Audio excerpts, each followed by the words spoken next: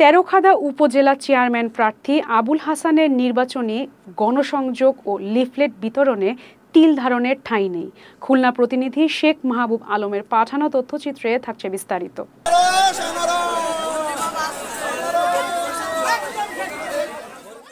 গত শনিবার ১১ মে বিকেলে আসন্ন উপজেলা পরিষদ নির্বাচনে চেয়ারম্যান প্রার্থী মোহাম্মদ আবুল হাসান শেখের পক্ষে উপজেলা সদরে লিফলেট বিতরণ, গণসংযোগ এবং কর্মী সভা অনুষ্ঠিত হয়।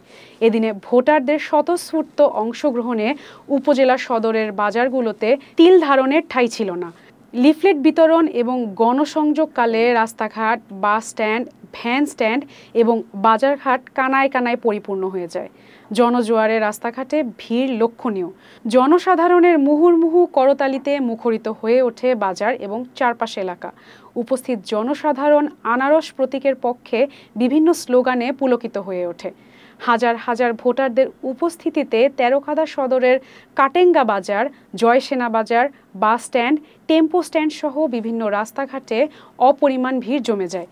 গণসংযোগ ও লিফলেট বিতরণ শেষে সরকারি ইকরি কাটেঙ্গা ফজলুল হক মডেল মাধ্যমিক বিদ্যালয় মাঠে নির্বাচনী কর্মী সভা অনুষ্ঠিত হয়।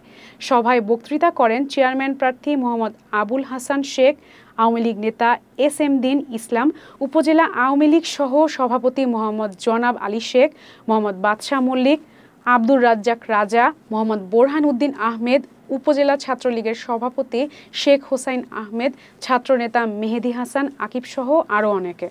আমি রাজনীতি নতুন, উনি অনেক পুরাতন সিনিয়র, উনি অনেক ধরনের নেতা এনে হুমকি ধমকি দিচ্ছে। বাচ্চু ভাই হুমকি ধমকি দিচ্ছে।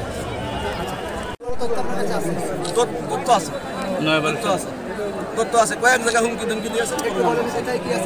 নয়াবাড়ির সাথে আছে, সাইসেদা আছে, মধুপুরে আছে।